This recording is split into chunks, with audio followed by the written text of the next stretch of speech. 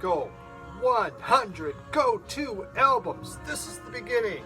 Again, what is the go-to? This isn't a list about the 100 greatest albums, the albums that I think are the greatest of all time, the most important albums ever made. That's not this list. This is about albums that I would just reach for, I would grab just automatically to play because I love that album for some reason.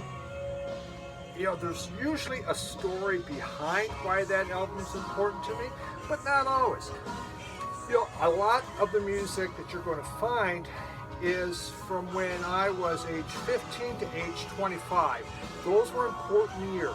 You know, I wasn't buying a ton of vinyl, but what I was buying, I was experimenting to different things and trying new types of music, and some of it just spoke to me. Again, it may not even be on someone's top 1,000 list, but for me, it made a huge difference. So that's what we're going to look at. I'm kind of excited to show you these and share some of the stories that may go with it, along with some information about each of these albums. This will be 10 parts. I think it's 10 parts. Yeah, probably so. That's what 10 times 10 would make 100. So I hope you enjoyed this, and you can kind of see different albums that I look at that really mean something to me. So here we go, 100 top albums, and we're going to start, why not, with number 100.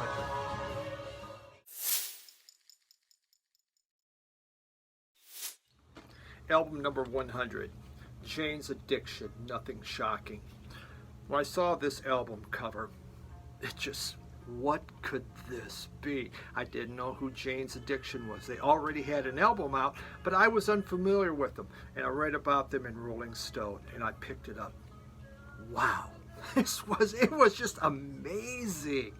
Nothing shocking. This was the kind of album that appealed not only to the metal people, but also to the alt crowd, people that really like groups like Sonic Youth. You have songs on here like Ocean Size, which was like the second coming of Led Zeppelin. I mean, it was so big, just huge. And you could hear, David Navarro, and he was just outstanding. Oh, come on, Cat. Well, Cat's here for the top 100. I mean, it had heavy metal hooks. Incredible stuff. Then you have songs like Mountainside and Pigs in Zen that added even more heavy metal to the whole album. It's just the kind of music people have been craving for. When you look at songs like, what do we got here? Summertime Rolls is just a really dreamy acoustic song. It appeals to that softer side. And then there is Jane Said. Jane Said it's a bittersweet song about drug addiction. And Perry Farrell's voice was excellent. I mean, it was just the right kind of voice for this album. It had lighter sides. It's a song standing in the shower, thinking. It just goes, and I'm pissing on myself, and I'm pissing on myself, standing in the shower, thinking. Okay, that's pretty juvenile. Funny though. I mean, you do think in the shower, not always pissing on yourself, but it was all right. Oh, what else? Okay, they also, some songs were very social. Idiots Rule, very political commentary, and If I Had a Dad, about all the problems with dads just leaving. There was funky songs. Ted, Just Admit It. It's a song about Ted Bundy and what he did. It's a very funky song. This album was great from start to finish. Not a single bad song on it. It was one of those, again, a song that really made a difference. Well worth investing in.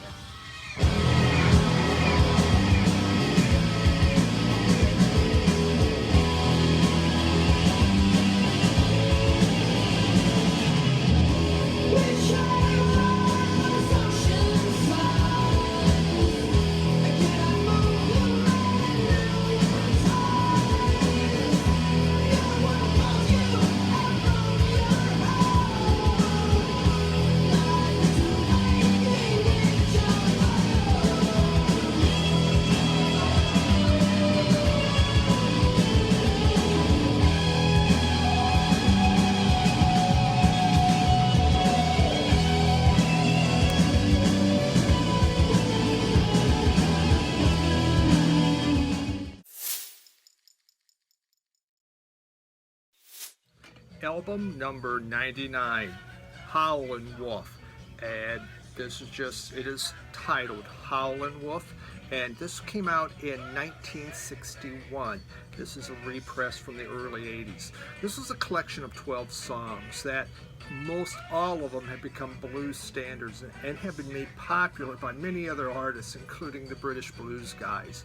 I mean, it starts off with Shake For Me, which is just a fast rocker. Then there's Little Red Rooster. This was written by Willie Dixon. It's a slow blues, and it follows that AABB style where you have, two repeated lines, and they're followed by a second. Dixon himself, he called it a barnyard song, but others have given kind of sexual connotations. Dixon says nothing to do with sex whatsoever, but you can hear Wolf. He plays the slide guitar on that song. It just sounds incredible. There's Wang Dang Doodle, which is another of Dixon's songs. And you're bothering me, Cat. Absolutely bothering me. Wang Dang Doodle, again, a Dixon song. It has this really, it's meant by... It really, according to Dixon, it's a song about going to a party and having a lot of fun. Coco Taylor took it and made it her own. And it really sounds quite sexual, but a lot of the blues did. So, hey, you can decide what you want. Spoonful. You think of Cream and Spoonful, right? Well, that was a Howlin Wolf. He did it. I mean, that is a dark and extremely haunting song. It's about one man's violent search, shall we say, looking for something to satisfy their cravings with a spoonful, or in other words, for sex. And just kind of their violent search for sex. So it's a really dark one. I mean, when you listen to that, Wolf just howls, he growls through that really raspy voice that he has. Really, really powerful. In fact, it's probably one of the most powerful songs he ever made. And it's a one-chord wonder of all things. There's Going Down Slow, which is another blues standard that's performed with a lot of honky-tonk piano going on. And with Wolf, he sits there and he's singing, he's talking, and he's singing. He's doing them both. And it's about a high roller that's dying. That's what it's about. And it's a very, very slow tempo blues song. If you like blues, this is one that you should have in your collection. Obviously, extremely important. And it's Howlin Wolf, self-titled Howlin Wolf from 1961.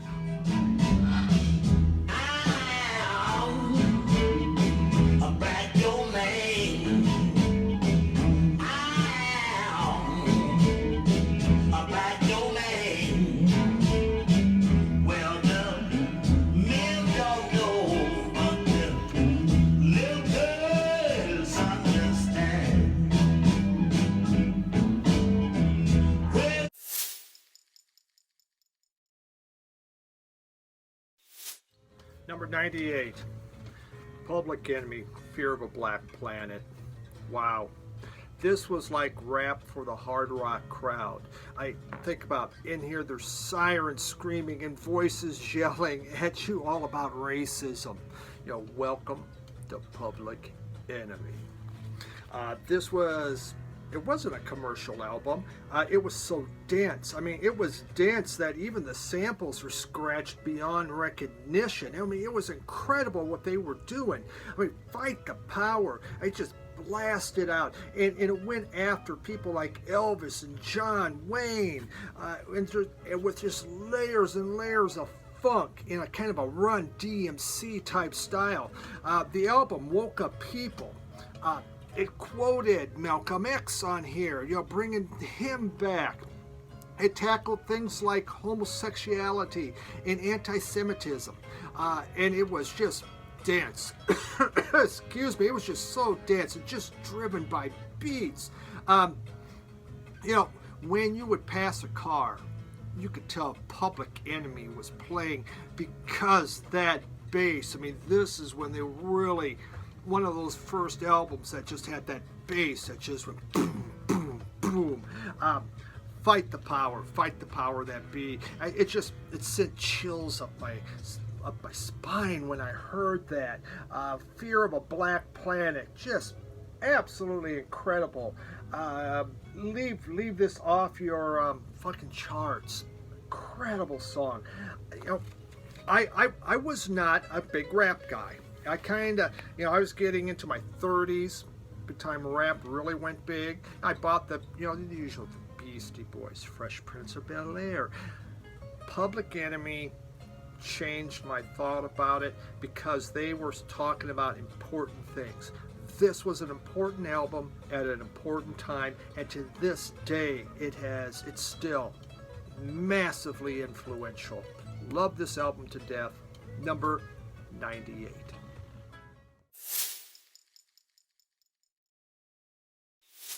Number 97, Joe Jackson's Night and Day.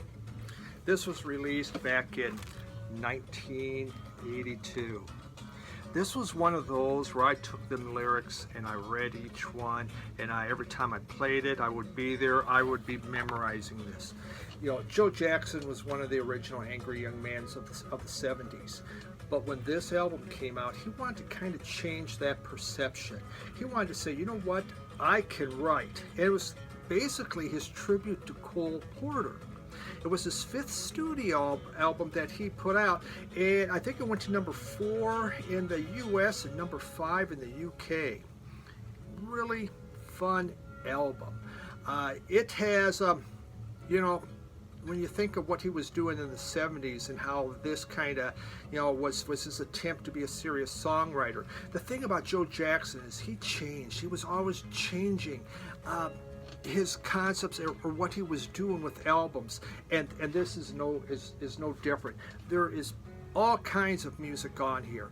One side was supposed to be night, one song was supposed to be more day, but it's all more of kind of a nighttime. You know, you'll hear some of it. There's this blending of Latin rhythms, and you can hear the jazzy horns and synths going on with some of that music. There's songs like Target and songs like Cancer that really have that Latin infused within it.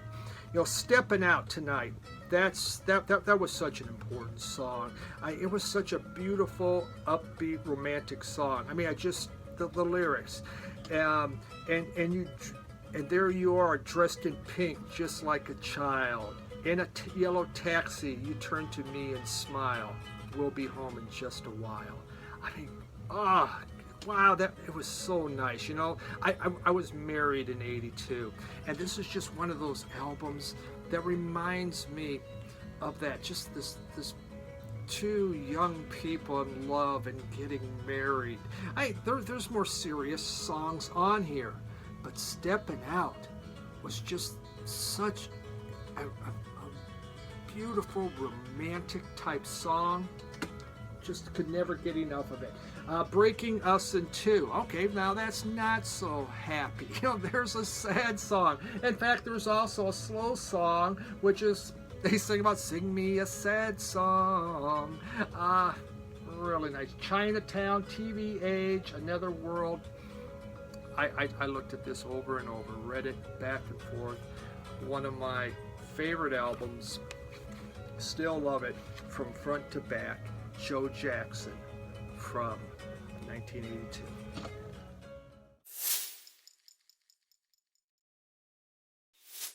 '96, The Screaming Blue Messiah's Gun Shy. This came out in 1986. It was the very first album that they put out. Blew me away. I mean, just from the very opening, they start with just the bass. Boom, boom, boom, boom, boom, boom, boom, boom, boom, boom. It took off from there.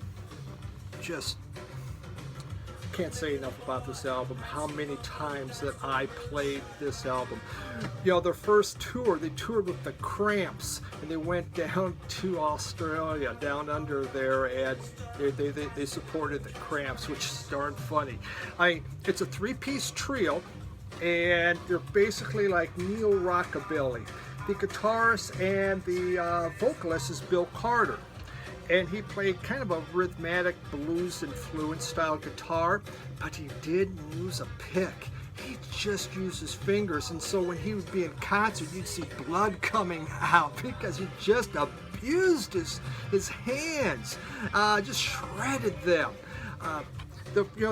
This song opens with Wild Blue Yonder, as I said. Just starts with that bass riff that Chris Thompson has, and then it's soon joined in by this pounding drum that just lays down the beat. And some of the lyric, I thought I was right, but I must have been wrong. What a great line. Another one, Holiday Head, is a song that I just totally liked. I mean, it's another rocker with a great guitar riff to it, but it also just has this bass that absolutely kicks in at full force when it goes, and the drums just again lays down a solid beat. Kenny Harris was the drummer, and this guy could just wail on the drum, just a boom, boom, boom. Absolutely fun stuff. Need Someone to Talk To. Funny song. That's right, there's on side 2. The lyrics go, if I die in a combat zone, box me up and ship me home. If I die on the Russian front, bury me with some Russian cunt, because I need someone to talk to. It's filled with driving guitars, screaming vocals, and that ever-present drum, just bamming away. There's Killer Born Man, which to this day, the lyric, zoom, zoom, I need room, I'm a product of the baby boom. To this day when I'm driving, someone's in my way, the first thing I say is zoom, zoom, I need room, I'm the product of the baby boom. I never got enough of this album. They put out 2 more albums. They did I Want to Be a Flintstone. I like that album, except I really don't like I Want to Be a Flintstone.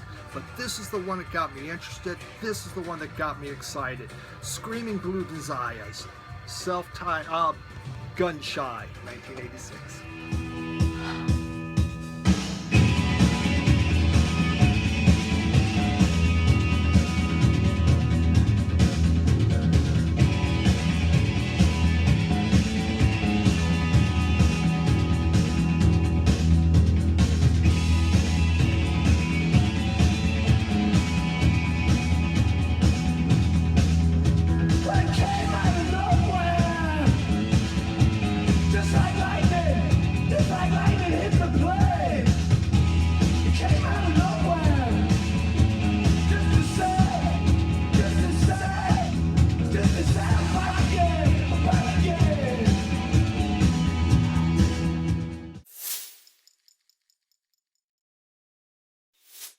Number 95, and it is Endless Boogie, Vibe Killer.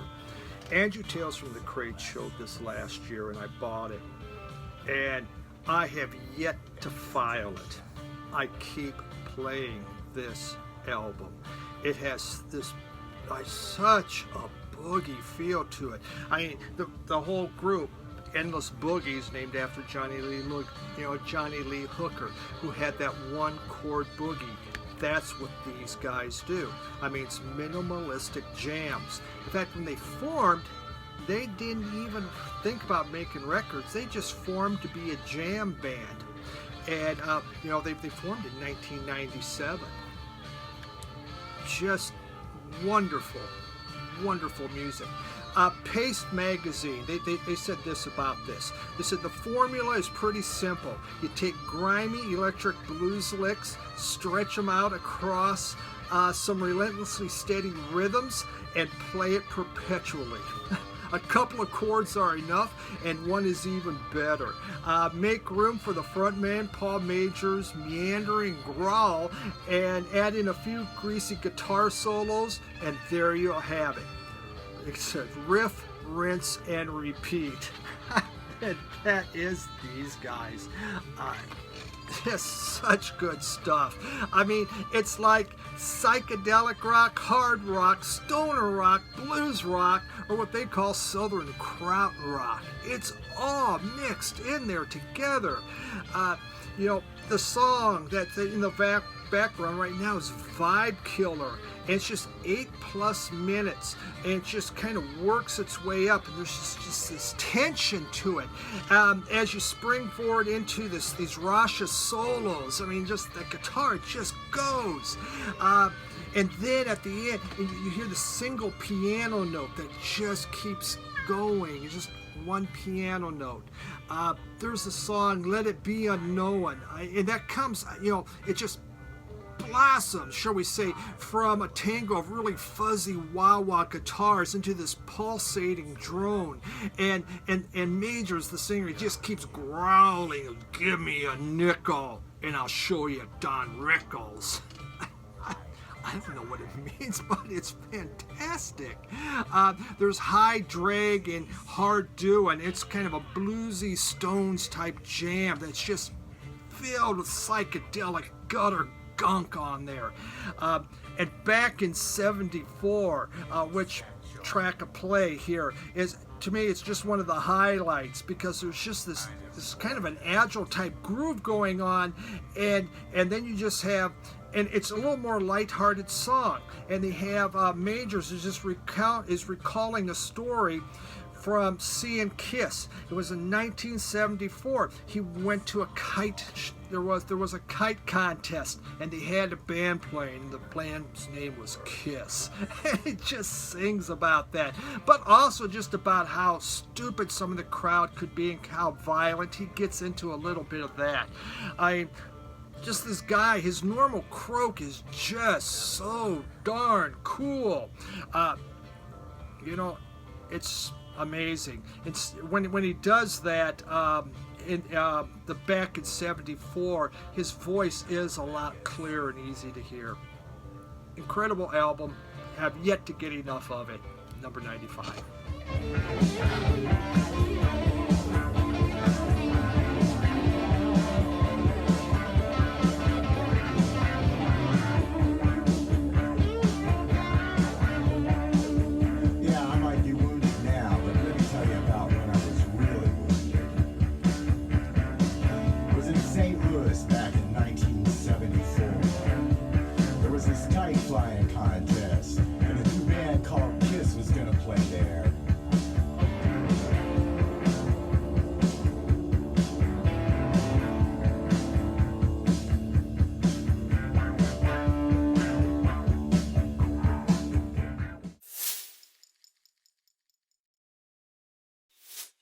Number 94, Jethro Tull, Heavy Horses.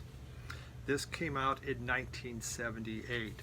When I went to my first Jethro Tull concert, which was in, I believe it was '78. Obviously, this is what they were playing.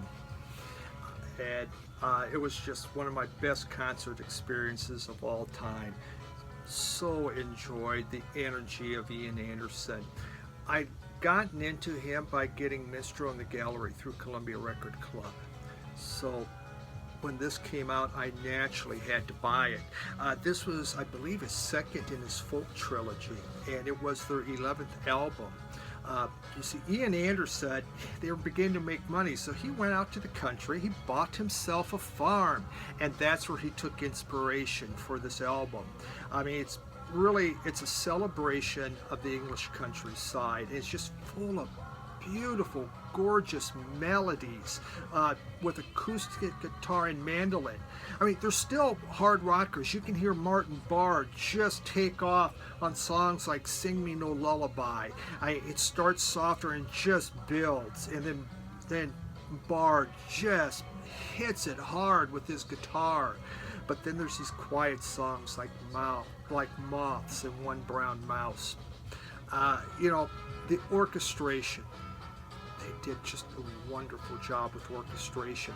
It's sprinkled throughout this album, but you especially hear it on Acres Wild, you hear it on Rover, again One Brown Mouse, Weathercock. Well done put in there. The song's Heavy Horses. Title for this. It's a tribute to the Vanishing Shire horses. There you go. I mean, someone had to make a song about it, right? Someone had to. You weren't getting the punkers talking about the Shire horses. And there's just kind of a lustiness to this album. The band is in top form on this. It has, it's the main core band that had been building up all these great albums. Ian Anderson, when you think about it, when he started with Jethro Tull, he'd been playing the flute for only 2 weeks when they did their first gig. He was a guitar player, but he just said, I don't want to be a second-rate guitar player playing rhythm guitar. So he picked up the flute, not knowing a thing about it, which is why you hear the way he breathes when he plays. The orchestration on this is as lush as an English field. Such an incredibly gorgeous album. I really wish I was allowed to play you some tracks on this. Again, it's just when the lyrics were on here, and I would sit there and I would read it. If I was done studying, I would just put this thing on. In fact, it was even a favorite album to study to because it was so beautiful, melodic, and relaxing. Jethro Tull, Heavy Horses from '78.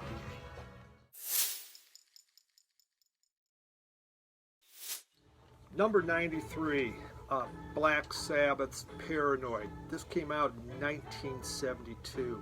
For me, it's the pinnacle. But I couldn't play it. It scared me. The name Black Sabbath itself just bothered me. I was a minister's kid, but my dad never once said, don't listen to heavy metal, don't listen to this. Never did that. This was my own. Boy, that sounds wrong, that sounds evil, that sounds bad, and I would have nothing to do with that kind of metal. It might have been the cover photo, this iconic photo of some crazed guy, some insane person running. It just bothered me. But when I got to college on FM radio, which I suddenly I heard songs like Paranoid and Iron Man. I mean, you think of Paranoid, that song's like a proto-punk blast of alienation. It's just so hard and fast, and it's over in under 3 minutes. The intro to War Pigs, the sirens screaming, it's one of the most haunting openings of any song. And then Tony Iommi's riffs on there, and Ozzy's wailing as he sings those lyrics of Geezer Butler.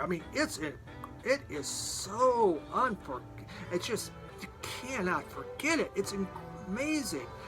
There's the ghostly ballad of Planet Caravan, and then it's followed probably by the best line ever in any song. I am Iron Man. Who hasn't used that line a million times?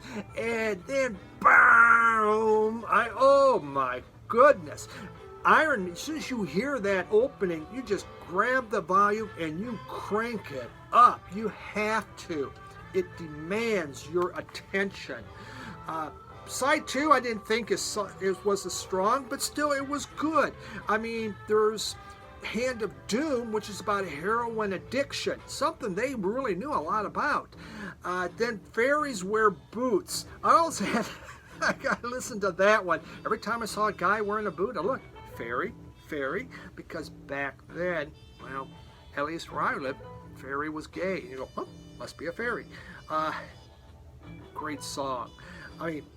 This hundreds of groups have covered the songs in this album because it's that important. Even the jazz trio out of Minneapolis, One Plus, did their own version of Iron Man, which was great. And the Cardigans did a version of Iron Man. So, it's been covered by everybody. Truly an important album with some great stuff. I'm glad that I got over being spooked by it and finally bought it. Black Sabbath, Paranoid.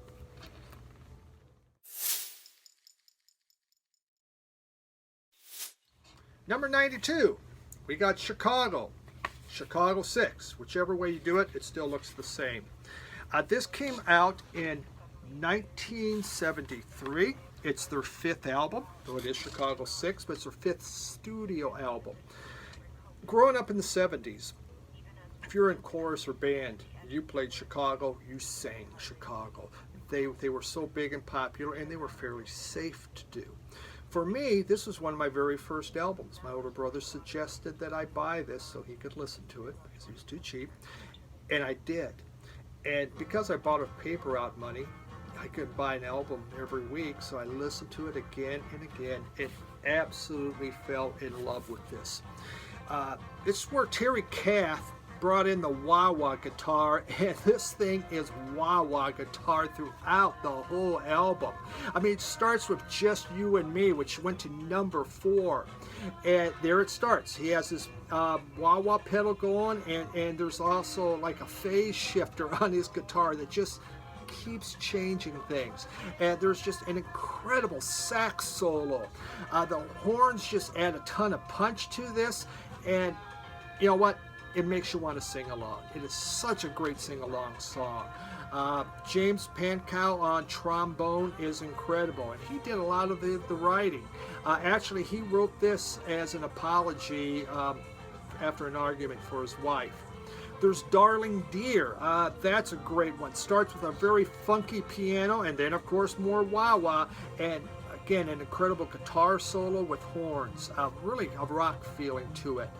Feeling Stronger Every Day is on here. That went to number 10 in the charts. This was developed. They were in Akron, Ohio, supposed to play outside, but it was raining. And so Peter Cetera had heard Pankow play this riff. And he goes, what is that? And they went back and they began jamming, and they came up with Feeling Stronger Every Day. Again, horn driven. This is when they were at their funkiest. There's just incredible. What's the World Coming To? It's just an all-out rocker. I mean, balls to the walls rocker happening. The horns sound like Sly Stone. They are that good and that tight. Then it goes into this crazy jam session on there. This, again, it was Chicago at its peak. After this album, I felt Chicago went downhill. They began to lose the funk, and these guys had funk. Something in the City, kind of a beautiful piano-driven song that slowly builds with percussion and bass and beautiful harmonies. And then there's Hollywood. Hollywood, Crazy Neighborhood. Wish I understood why I stayed. Never understood why I stayed. Great mid-tempo song. It just, again, kind of starts slow and just builds in. The wah-wah guitar comes back in full force and just kicks ass. And it finishes off with Rediscovery, which is wah-wah electric piano going on, just back and forth, front and center. Such an incredible album. Enjoyed this thing. It's very, very important album to me, and it's number 92.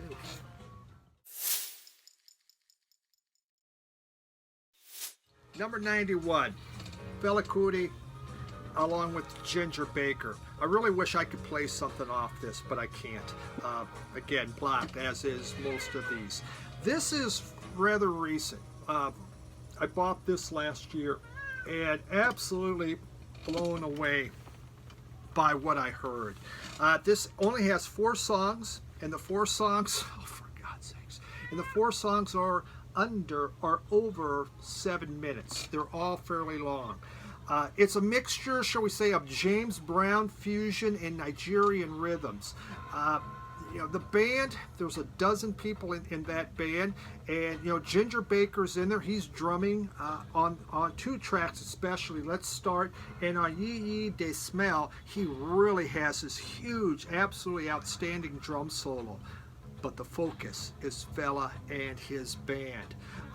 The horns, pure funk. Obviously I like funk. And then there's Let's Start on here, which is the opening track. I mean, it just sounds like it's James Brown band in there. It's incredible. And all the while there's just the steady in the back with this steady hypnotic percussion that's going on. It just keeps going and going, and the drum beat just holds the horns up. My goodness. You hear it on there, the solos. There's just all kinds of solos between the sax and the piano and the drums. Black Man's Cry. Again, another very, very solid group. In here you can hear really anguished vocals, but in the middle the saxophone comes in. It's almost as if it's free jazz. It gets so crazy, and then it's followed by an organ, and where the groove then quiets down so you can focus more on that organ playing. I already talked about Yay Yay They Smell, where Ginger really comes in, and the vocals and the horns, they kind of share parts in there, along with the drumming. The weakest track is the one at the end, Egbe Mi O. It has a lot of, some cool horn flourishes and a solid groove. Really amazing album.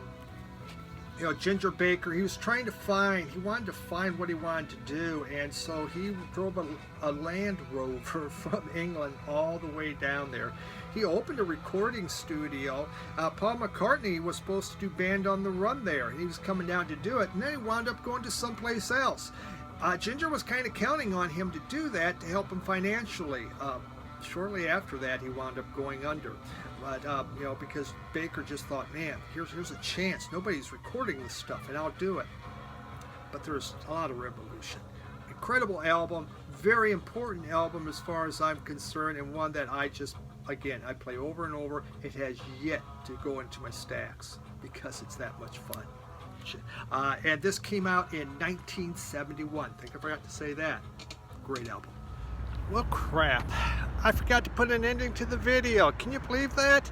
I mean, it already went too long, and then I didn't even end it.